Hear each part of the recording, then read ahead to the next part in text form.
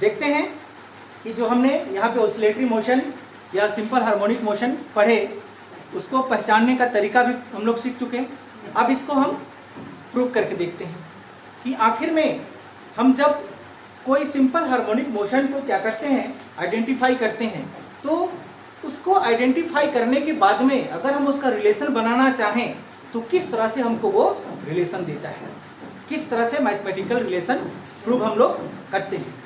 ठीक, तो ध्यान से देखिए, हमने यहाँ पे लिख भी रखा है proof of simple harmonic motion.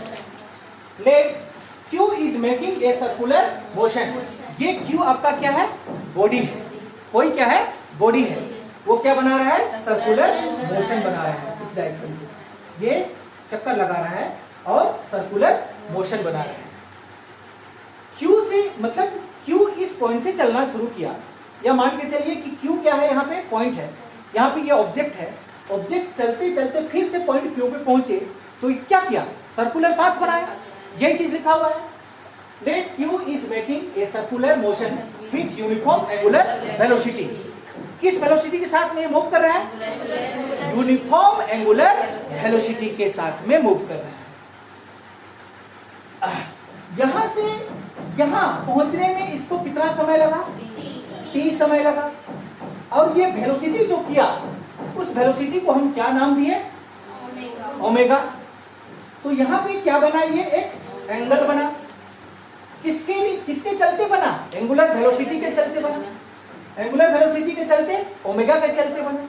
कितना समय पे बना, t समय पे बना, इसलिए इस एंगल को क्या कहते हैं हम लोग, ओमेगा t कहते हैं। बात पकड़ में आया। टाइम फॉर वन साइकिल, यानी कि यहां से जब ये एक चक्कर लगा दे तो यहाँ पे उस टाइम को हम क्या मान लेते हैं, t मान लेते हैं, और इसको हम टाइम पीरियड के नाम से जानेंगे। समझ में आ गया। जैसे कि दिन रात का टाइम पीरियड 24 घंटा है ना, वो हमारा टाइम पीरियड है, मतलब उसको हम 24 घंटा को 24 घंटा ना बोल के t बोल सकते हैं। ठीक, आगे ध्यान से देखिएगा। P is the foot of perpendicular drawn from Q on a diameter। ये इसका डायमीटर है, देख रहे हैं आप, या इसको भी मान के चलिए क्या है, ये डायमीटर है। यहां से ये Q ही है, मतलब जानने के लिए हम Q डैश लगा दिए हैं। यहां से यहां पे पहुंचा है तो क्या है, Q ही है। यहां से हम क्या कर दिए, एक फुट परपेंडिकुलर खींच दिए, कहां से, P से। ये लिखा हुआ है P is the foot of perpendicular drawn from Q। यहाँ पे हम Q डैश लिख देंगे बेटर समझने के लिए। Q और Q डैश एक ही चीज है, अब समझेंगे। ये डायमीटर, डायमीटर का मतलब ये यहां से लेकर ये भाग। चलिए इसको भी समझने के लिए आप क्या लिख दें, mn। डायमीटर आपका क्या है, mn। Clear. When Q is making a circular motion, the motion of a P represent a oscillatory। जब ये क्या Q सर्कुलर मोशन बना रहा है तब आपको एक पॉइंट यहाँ पे क्या मिला, P मिला। परपेंडिकुलर फुट के डायरेक्शन पे खींचे ना, तो ये पॉइंट क्या मिला, P मिला। तो ये P आपको किसको रिप्रेजेंट किया, ऑसिलेटरी को रिप्रेजेंट किया, और यही ऑसिलेटरी मोशन क्या कहलाता है, आपका सिंपल हार्मोनिक मोशन कहलाता है। बात पकड़ में आया। चलिए डायरेक्शन की बात आपको समझ में आता है। ये डायरेक्शन क्या है, y, इसलिए हमने यहाँ पे क्या लिख दिया, y। ये डायरेक्शन किधर है, x, तो इस डायरेक्शन को आप x लिख सकते हैं, है कि नहीं।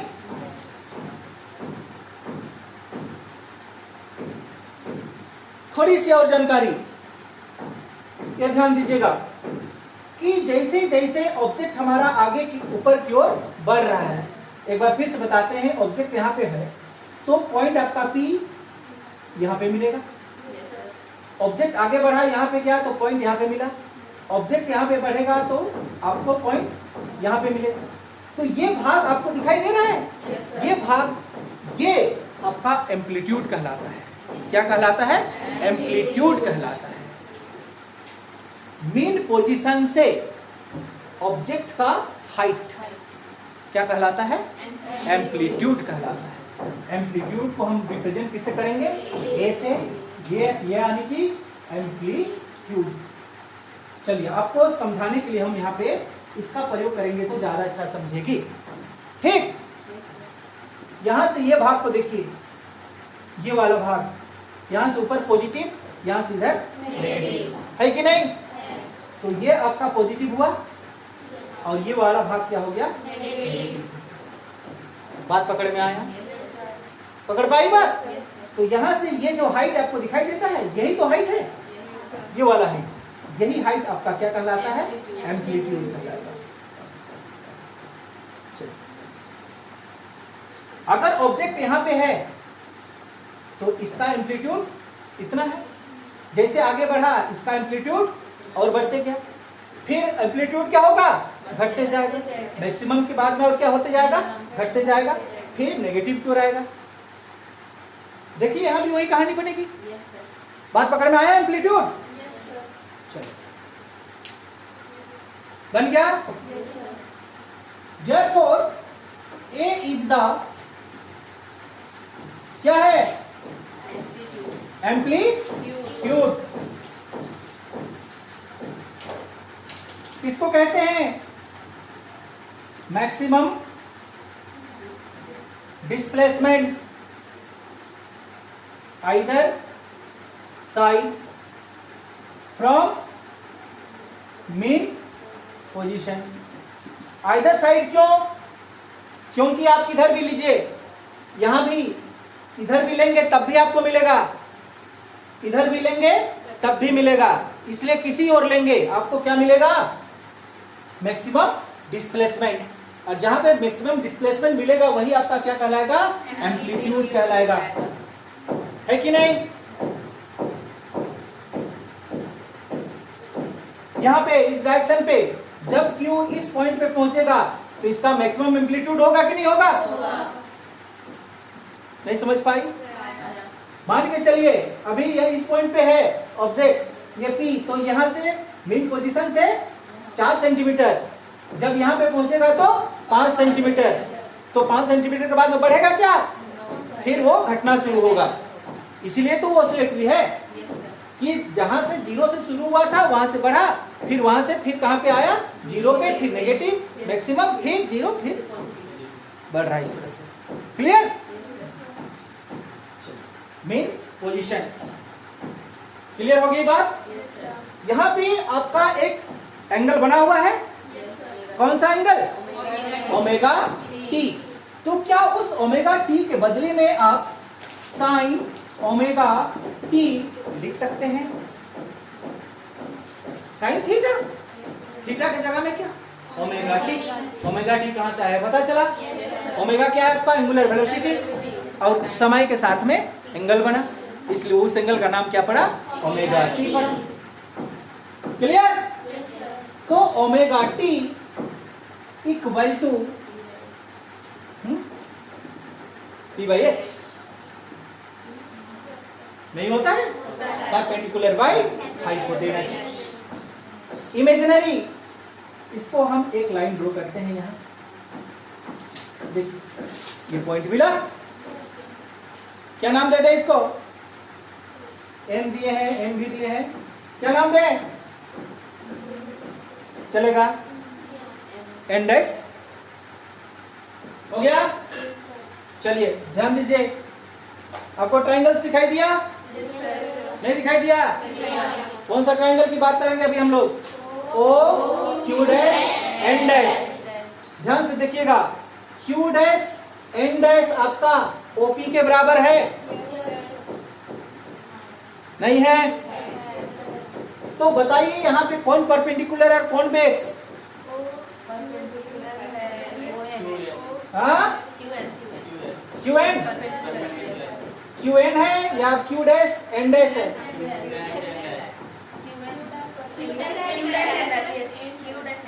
कितना उसका वैल्यू? Y। समझाने के बावजूद भी नहीं समझ में आता है। O से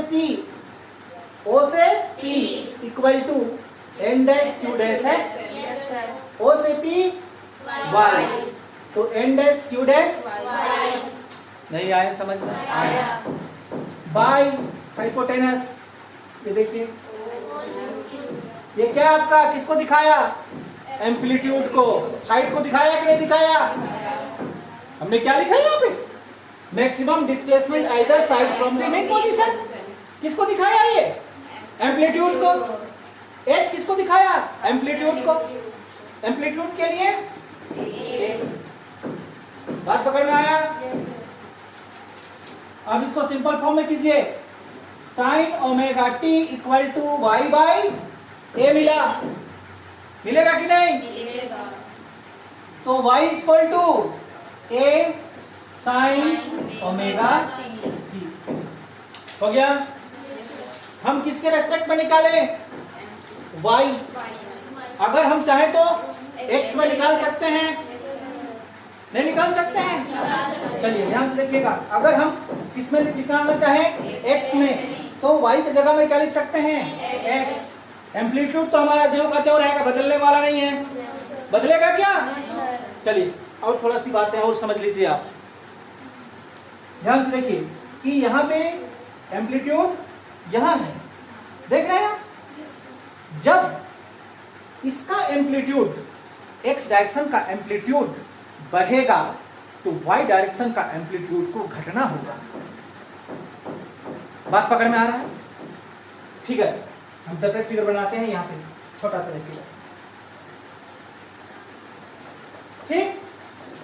ऑब्जेक्ट यहाँ पे है,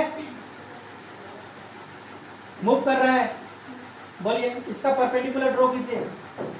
ये इसका एम्पलीट्यूड हुआ x डायरेक्शन का, ये आपका y डायरेक्शन। y डायरेक्शन का एम्पलीट्यूड आइए यहाँ पे है, क्या समझे? x डायरेक्शन का एम्पलीट्यूड ज्यादा है जबकि y डायरेक्शन का एम्पलीट्यूड कम है। अगर y डायरेक्शन का एम्पलीट्यूड बढ़ेगा तो x डायरेक्शन का एम्पलीट्यूड को घटना होगा। ध्यान से देखिए, ये ऑब्जेक्ट यहाँ पे पहुंचा, ठीक? यहाँ पे आया है किधर? तो कितना का अंतर? कितना का अंतर? यहां से यहां कितना? 90 डिग्री। कितना? 90 डिग्री का अंतर है। जब ये मैक्सिमम में होगा y डायरेक्शन, तो इसका एम्पलीट्यूड 0 नहीं पकड़ में आ रहा है? बात नहीं पकड़ में आ रहा है?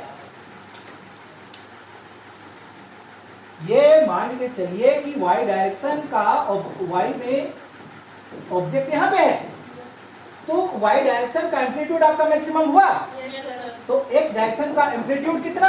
0। यहाँ पे है मतलब 0। बात पकड़ में आया? अगर ये ऑब्जेक्ट यहाँ पे है तो इसका एम्पलीट्यूड x का मैक्सिमम, तो y का कितना? 0। तो कितना का अंतर? 90 डिग्री का अंतर। नहीं, कितना का अंतर? 90 डिग्री। क्या 90 डिग्री को आप π/2 लिख सकते हैं? गड़बड़ नहीं ना होगा?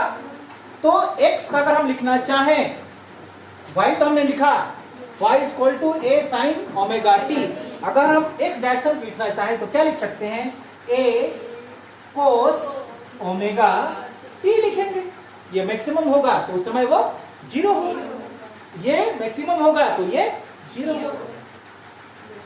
कोस 90 का वैल्यू कितना?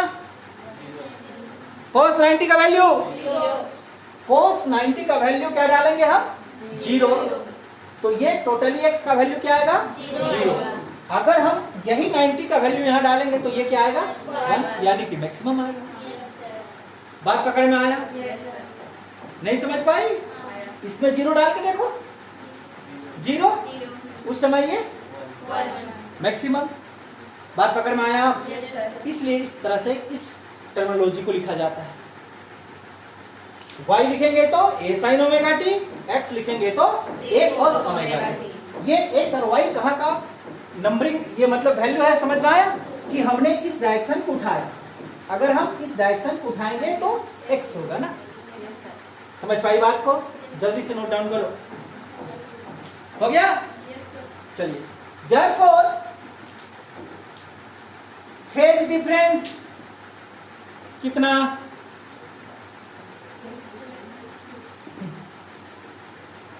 नाइन्टी डिग्री नहीं है, कितना का अंतर?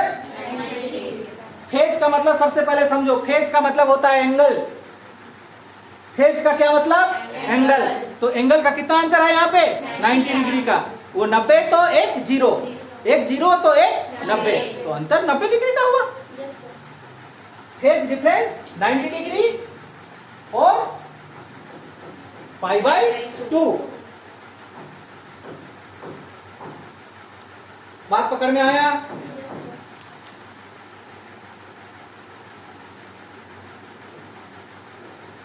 समझी कि नहीं? ये क्या शो किया? देखिए छोटा सा हो, यहाँ पे आपका Q था, यहाँ पे क्या गया? Q1। तो इसका एम्पलीट्यूड यहाँ पे शो किया, इसका एम्पलीट्यूड यहाँ पे पहुंचा Q2, इसका एम्पलीट्यूड यहाँ, इसका एम्पलीट्यूड इधर, यहाँ पे क्या पहुंचा? Q3, इसका एम्पलीट्यूड यहाँ, इसका एम्पलीट्यूड यहाँ। देख रहे हैं आप क्या शो कर रहा है? ये इसका मैक्सिमम तो इसका जीरो, इसका मैक्सिमम तो ये जीरो। कितने कोनों के बीच का खेल है ये? कितने कोनों, कितने डिग्री के कोनों के बीच का? 90 डिग्री का। इसीलिए इस दोनों का फेज डिफरेंस कितना होता है? 90 डिग्री होता है, याद रखेंगे। और फेज डिफरेंस 90 का मतलब π/2 होता है। क्लियर? लिख दे यहाँ पे y इक्वल टू 0, y 0। तब इस केस में आपका x इक्वल टू क्या हो जाएगा? मैक्सिमम बोलो ना। y इक्वल टू 0 तो x कितना? मैक्सिमम है कि नहीं? x 0 तो y मैक्सिमम। बात पकड़ में आया आप?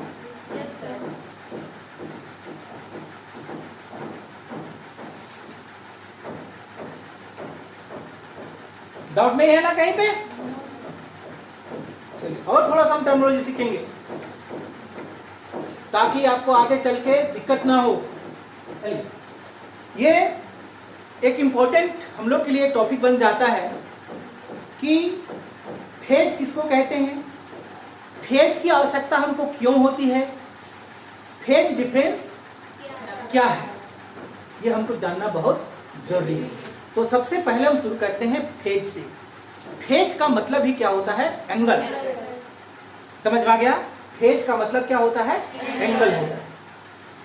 अब यहां पे फेज का क्या रोल है उसको समझिएगा कि यह ऑब्जेक्ट क्यों है, कुछ समय बाद सर्कुलर मोशन में ये इस पॉइंट पे पहुंचता है, क्यू डैश मान लेते हैं। ये बात आप पीछे सीख चुके हैं। तो यहां से अगर हम एक लाइन ट्रेस कर दें तो यहां पे एक एंगल बना आपका। क्या एंगल बना? Omega T. ये ओमेगा टी क्यों बना ये भी बात हमको समझ में आती है कि एंगुलर वेलोसिटी से एंगल बना और उस वेलोसिटी में कितना समय लगा? टी समय लगा, इसलिए इसमें बनने वाला एंगल को हम ओमेगा टी कहते हैं। ये बात हमको समझ में आती है। क्लियर? अब हमको पूछें कि what is the position of Q dash body. बात पकड़ में आ रहा है कि हम शालिनी से पूछ लेते हैं कि ये कैसा मोशन कर रहा है बॉडी? Circular motion. तो हम पूछते हैं कि इतना समय पे, टी समय पे क्यू डैश बॉडी का पोजीशन क्या है? बड़ा मुश्किल, कैसे बताएगी तुम कहां पे है पोजीशन? नहीं बता पाएगी, है ना? तो इसी को दूर करने के लिए क्या लागू कर दिया गया? फेज लागू नहीं कर दिया गया, ऑसिलेटरी मोशन को लागू कर दिया गया। हमने अभी पढ़ के रखा कि आपका यहाँ पे फुट से क्या कर दीजिए? परपेंडिकुलर ड्रॉ कर दीजिए, है कि नहीं? अब ये आपका क्या था? Main position. है कि नहीं? तो आप बता सकते हैं आसानी से कि मीन पोजीशन से 5 सेंटीमीटर ऊपर है। नहीं समझ पाई?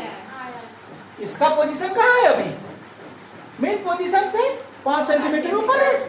देखिए यहाँ पे है, मतलब इसको आप बता सकते हैं कि 5 सेंटीमीटर ऊपर है कि नहीं है? ये आसानी से हम अभी तो हम काम कर लिए। लेकिन यहाँ पे और एक परेशानी, क्या परेशानी समझ में आ रहा है कि अभी आप क्या देखें कि ये वाला इस डायरेक्शन पे मूव किया, तो आपका जो ऑसिलेटरी मोशन है वो मोशन तो इस डायरेक्शन पे गया कि नहीं गया? लेकिन कुछ समय बाद में ये आपका Q डैश यहाँ पे पहुंचेगा, नहीं पहुंचेगा? आप बोलेंगे बताओ शालिनी आप पोजीशन, क्या बोलेगी वो? 5 सेंटीमीटर? क्या नहीं बोल सकती है? ये 5 ही सेंटीमीटर तो है, लेकिन डायरेक्शन तो नहीं पता कि भैया आज आ रहा है कि जा रहा है। बड़ा तकलीफ नहीं?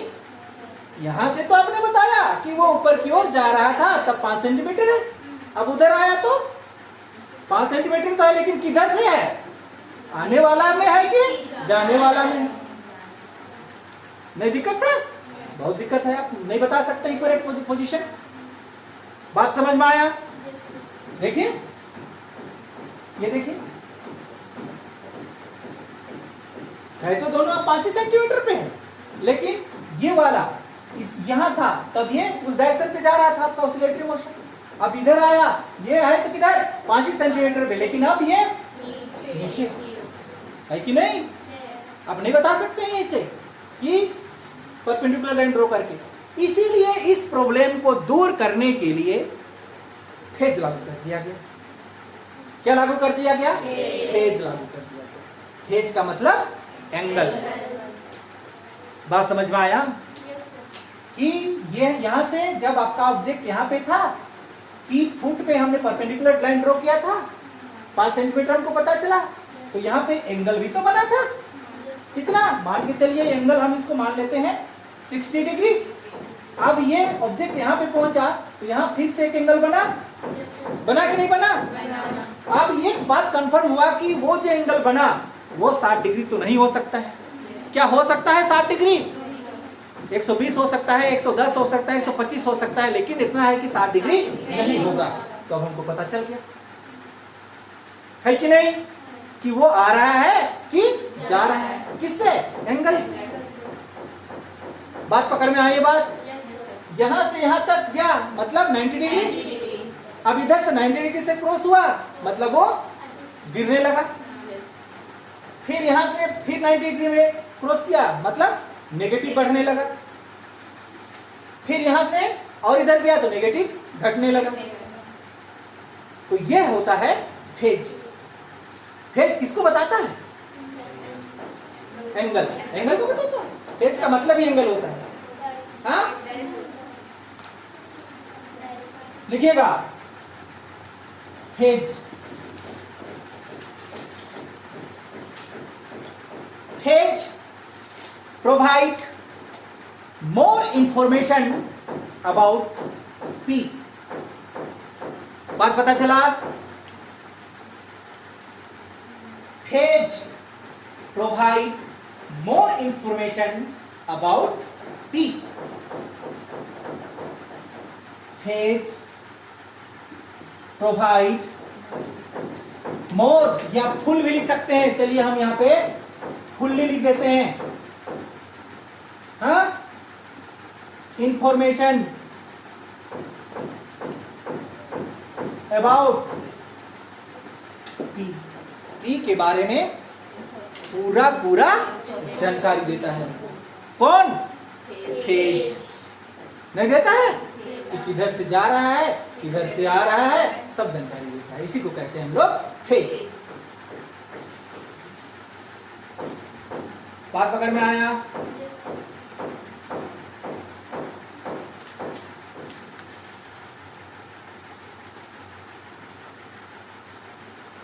क्लियर? फेज किसको कहते हैं?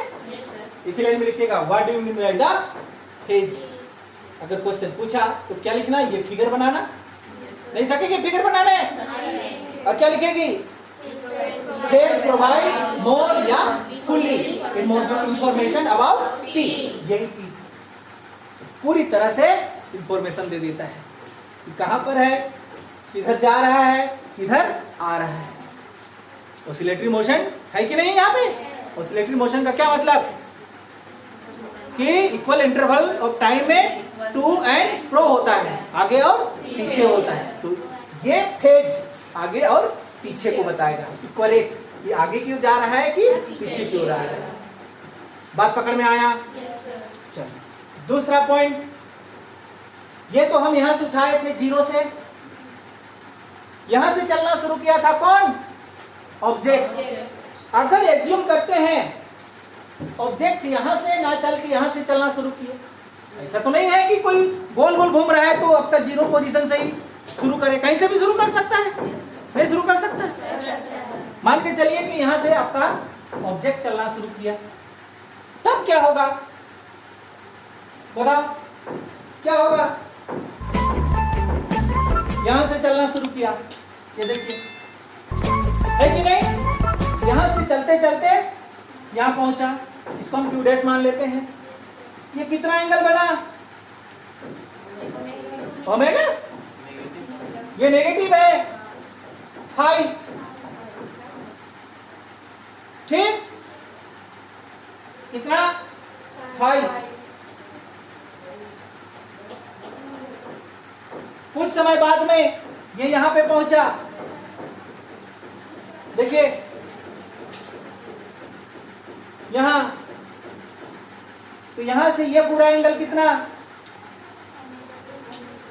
Omega T. ये तो सीखे हम? नहीं समझ पाई? आया, बढ़िया से पकड़ेगी। यहाँ पे ऑब्जेक्ट आपका ओरिजिन से स्टार्ट ना होके, मतलब जीरो से स्टार्ट ना होके पीछे से स्टार्ट हुआ, ठीक? तो यहां से यहां पहुंचने में समय लगा, साथ में क्या बना? एंगल बना। उस एंगल को क्या माने? फाई। कुछ समय बाद में फिर पॉजिटिव में क्या? Q double dash. तो टोटली आपका यहां से यहां कितना एंगल बना? Omega T. तो ये एंगल कितना? तो घटा नहीं, ओमेगा टी माइनस फाइव। यही चीज आपको 12 क्लास में देखने के लिए मिलेगा।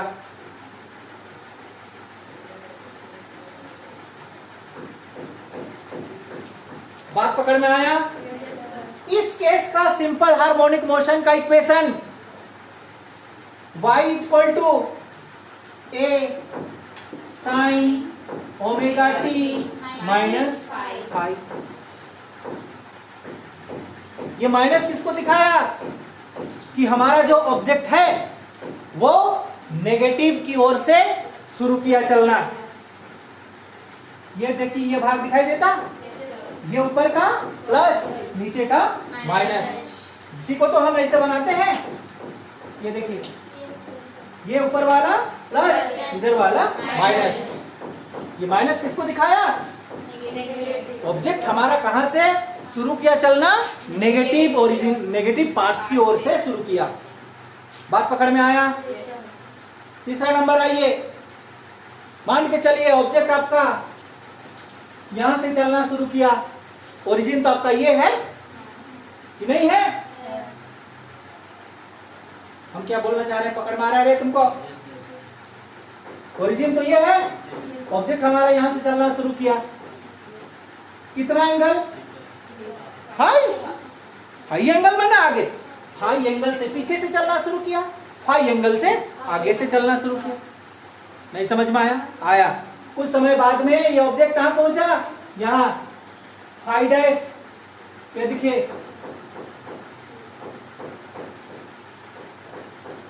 कितना? Omega T. जहां से चलना शुरू किया था और जहां तक गया वही एंगल तो क्या कहलाता है आपका? ओमेगा टी कहलाता है। ध्यान से देखिए, जहां से चलना शुरू किया था और जहां तक गया वो एंगल आपका ओमेगा टी। यहां से चलना शुरू किया था, यहां तक गया ओमेगा टी। बात पकड़ में आया? तो ये पूरा एंगल कितना? Omega t plus phi. आप बात में आया समझ में? तब इस केस में सिंपल हार्मोनिक मोशन का equation y equal to a sine omega t plus phi. ये प्लस किसको दिखाया? ऑब्जेक्ट हमारा पॉजिटिव की ओर से चलना शुरू किया है। बात पकड़ में आया? अगर क्वेश्चन में दे दे y equal to a sine omega t plus minus five और बोलेगा कि इसको आप क्लियर कीजिए कि ऑब्जेक्ट कहां से स्टार्ट हुआ, आप क्या लिख सकते हैं? आप लिख सकते हैं कि ये ओरिजिन से स्टार्ट नहीं हुआ है। चाहे एक तो ये पॉजिटिव से स्टार्ट हुआ है या नेगेटिव से स्टार्ट हुआ है, लेकिन ओरिजिन से स्टार्ट नहीं हुआ है। ये इसका आंसर होता है। ये तो साफ दिखा रहा है पॉजिटिव की ओर से, ये साफ दिखाई दे रहा है नेगेटिव की ओर से। लेकिन इस तरह के लिए पूछे तो आप लिख सकते हैं कि चाहे ये पॉजिटिव से स्टार्ट हुआ है या नेगेटिव से स्टार्ट हुआ है, लेकिन ओरिजिन से स्टार्ट नहीं हुआ है। बात पकड़ में आया? तो ये था आपका फेज और फेज डिफरेंस। डाउट नहीं है ना? चलिए, तो फिजिक्स आज के लिए बस इतना ही।